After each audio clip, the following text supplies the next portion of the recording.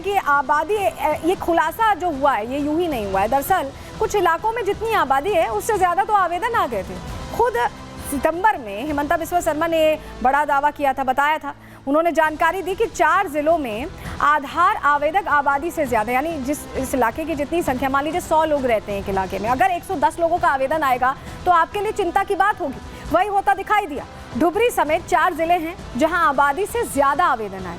बारपेटा जिले से 103.74% आवेदन आए। धुबरी जिले से 103% आवेदन मिले। मोरी गांव और नगांव में 101% एप्लीकेशंस आए। ये जो उस इलाके की आबादी थी उससे ज़्यादा एप्लीकेशंस आ रहे थे, जो अपने आप में चिंता का विषय बने और जिसको देखते हुए सितंबर में इसको लेकर हिमंता बिस्वा शर्मा ने जानकारी दी और अब बड़ा फैसला ले लिया गया है। लेकिन आपको बताएं कि AIUDF जो विपक्ष है वहाँ पर, वो बहुत परेशान है इससे, क्योंकि ये जो एक्शन हो रहा है उनको लग रहा है कि उनका तो वोट बैंक कट रहा है। सुनिए क्या कह रहे हैं AIUDF के नेता। देखिए, हमारे CM साहब कन्फ्यूज्ड है। 19 लाख लोगों का NRC में नाम नहीं है और आधार से जो वंचित थे वो तकरीबन 30 लाख से ज़्यादा है, 29 लाख से ऐसे कुछ है जिनके पास आधार नहीं था। तो इन लोगों ने कई साल तक तो परेशानी झेलना पड़ा उन लोगों को। हम लोग विधानसभा में भी कई दफ़ा इसको उठाया कि जिनके पास NRC में नाम है, वोटर लिस्ट में नाम है, बोनाफाइड इंडियन सिटीज़न है, उनको भी, चूँकि वो NRC के टाइम किसी को बायोमेट्रिक लिया, उन लोगों का नाम भी आधार में नहीं एक्सेप्ट हो रहा था। बीच में शायद फिर उसको थोड़ा सा रिलैक्सेशन हुआ। तो जिन लोगों का NRC में नाम है, इस तरह के लोग भी आधार से वंचित है, उनको तो कीजिए। रहा NRC में जिन लोगों का नाम नहीं है, तो 19 लाख लोगों का तो रिजेक्शन स्लिप क्यों नहीं दिलाते CM साहब? तो देखिए, सवाल खड़े कर रहे हैं और सवाल खड़े करना लाजमी भी है, क्योंकि उनके लिए ये दूसरा एंगल है, ये राजनीति का एंगल है। लेकिन क्योंकि असम बांग्लादेश से बिल्कुल जुड़ा हुआ है, बिल्कुल करीब है, और तख्ता पलट जैसे हुआ, ऐसे में बांग्लादेशी बड़ी संख्या में अपना देश छोड़कर इधर का रुख कर रहे हैं, अलग अलग देशों का रुख कर रहे हैं, और भारत उसमें सबसे ज़्यादा उनके टारगेट पर है, भारत में सबसे ज़्यादा आ रहे हैं। ऐसे में और मुस्तैदी बढ़ाने की ज़रूरत महसूस होती है, क्योंकि आंतरिक सुरक्षा को अपने आप में बड़ा खतरा है इनसे। रिपोर्ट आपको दिखा रहे हैं।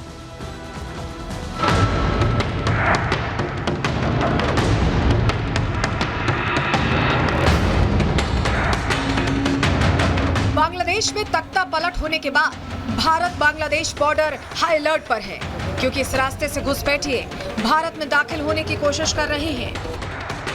साथ ही ऐसे कई मामले भी सामने आ रहे हैं जिसने असम सरकार की टेंशन बढ़ा दी है। बॉर्डर पर अलर्ट पिछले कुछ महीनों में बढ़ा है, लेकिन पिछले कई सालों से घुसपैठिए भारत में दाखिल होते रहे हैं। इतना ही नहीं, ये घुसपैठिए अवैध तरीके से आधार, पैन और सभी जरूरी दस्तावेज तैयार करा रहे हैं। असम में कई ऐसे जिले चिन्हित किए गए हैं जहां आबादी से ज्यादा लोगों ने आधार कार्ड के लिए आवेदन कर रखा है। ऐसे में माना जा रहा है कि ये एक्स्ट्रा आवेदन रोहिंग्या घुसपैठियों का है। घुसपैठियों पर नकेल कसने के लिए हिमंत सरकार ने सख्त फैसला ले लिया है। अब आधार कार्ड बनवाने के लिए NRC आवेदन की रसीद भी दिखानी होगी। ऐसे में जिन लोगों ने अब तक NRC में रजिस्ट्रेशन नहीं कराया है, उनका आधार कार्ड बन पाना नामुमकिन हो जाएगा। हिमंता सरकार के इस फैसले से जहां असम के नागरिकों को लाभ होगा, वहीं घुसपैठियों की टेंशन बढ़ गई है।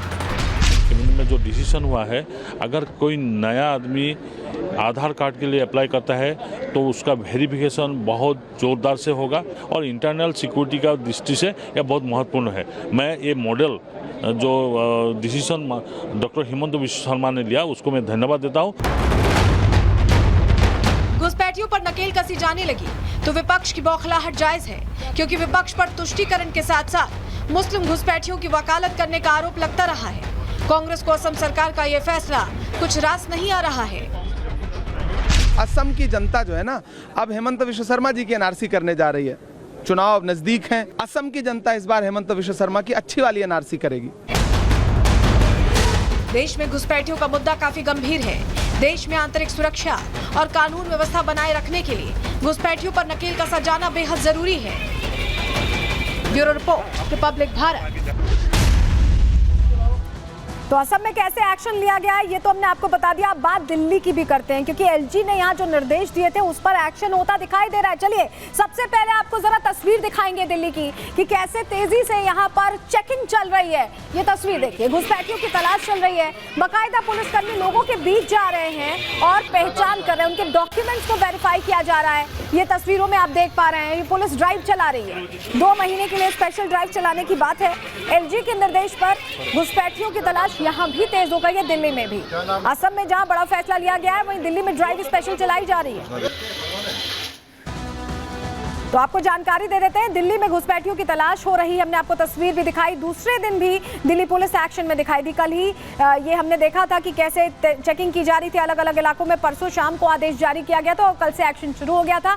आज दूसरा दिन था। दिल्ली पुलिस आज भी लोगों के बीच पहुंचती दिखाई दी, वेरीफाई उनके डॉक्यूमेंट्स करती दिखाई दी। दिल्ली के कई इलाके ऐसे हैं जहां पर ये स्पेशल ड्राइव चलाई जा रही है। लोगों के बीच पहुंचकर अवैध बांग्लादेशी नागरिकों की पहचान की जा रही है और ये सब कुछ आदेश जारी करने के तुरंत बाद शुरू हो गया। संदिग्धों के दस्तावेजों की जांच हो रही है, एक एक चीज यहां पर परखी जा रही है, देखी जा रही है। लेकिन आपको यह भी बता दें कि दिल्ली में स्पेशल ड्राइव चलाने का बाकायदा फायदा हुआ है। अब तक 32 ऐसे लोग हैं जिनकी पहचान हो चुकी है, जो अवैध घुसपैठिए के तौर पर यहाँ दिल्ली में रह रहे थे, राजधानी में रह रहे थे। और पुलिस ने 3 लोगों को तो हिरासत में भी ले लिया है।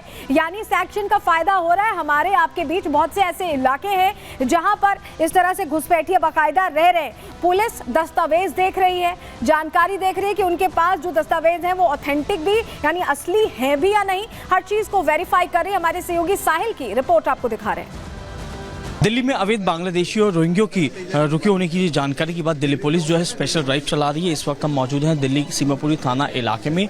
तस्वीरों में देख सकते हैं लोकल थाना पुलिस टीम जो है वो मौके पे मौजूद है। तमाम जो लोग यहाँ पे अवैध तरीके से रुके हुए हैं बांग्लादेशी, उनके जो दस्तावेज हैं वो देखे जा रहे हैं, उनसे पूछताछ की जा रही है। इस वक्त हम एक दुकान पर आके रुके हैं और जो SHO सीमापुरी हैं वो खुद यहाँ पर मौजूद हैं और जो शख्स अंदर मौजूद हैं उनके दस्तावेज जो है वो देखे जा रहे हैं। हालांकि दस्तावेज अभी दिखाने में वो काफ़ी देरी हो रही है, क्योंकि आधार कार्ड इनसे मांगे जा रहे हैं, कई तरह के दस्तावेज दिखा रहे हैं, लेकिन जिस तरीके का ID प्रूफ मांगे जा रहा है वो फिलहाल अभी दिखा नहीं पा रहे हैं। तो ऐसे लगभग 32 लोगों को जो है चिन्हित किया गया है सीमापुरी थाना इलाके में। तो देखिए, आज मदनपुर खादर इलाके में कार्रवाई हुई है। जरा तस्वीर उसकी दिखाते हैं आपको। ये देखिए, पुलिस को यहाँ पर चेकिंग के दौरान कामयाबी मिली है। तस्वीर हम आपको दिखा रहे हैं, मदनपुर खादर इलाके की ये तस्वीरें हैं। 3 लोगों को हिरासत में लिया गया है। ये तस्वीर आपके सामने रख रहे हैं। लेकिन चलिए अब आपको जरा बताते हैं कि मदनपुर खादर में ड्राइव कैसे चलाई गई है। जानकारी आपके सामने चलिए रख रहे हैं। 3 लोगों को हिरासत में लिया गया है। दिल्ली के मदनपुर खादर में तलाशी हो रही थी। पुलिस महकमा पहुंचता है, लोगों के बीच जानकारी जुटाता है और पुलिस संदिग्धों के दस्तावेज यहां पर देखने के लिए पहुंची थी। कुछ लोगों के दस्तावेज ऐसे में डाउटफुल लगे, ऑथेंटिक नहीं लगे, असली नहीं लगे। और उसके बाद जब पुलिस ने वेरीफाई किया तो खुलासा हुआ कि वाकई असली दस्तावेज नहीं थे ये। और दिल्ली पुलिस ने ऐसे में 3 लोगों को हिरासत में लिया है मदनपुर खादर इलाके में।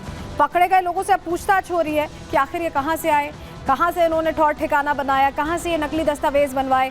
मदनपुर इलाके में हालांकि भारी भीड़ जुटती भी दिखाई दी। अभी हमने आपको तस्वीर भी दिखाई कि कैसे भारी भीड़ यहाँ जुट गई थी।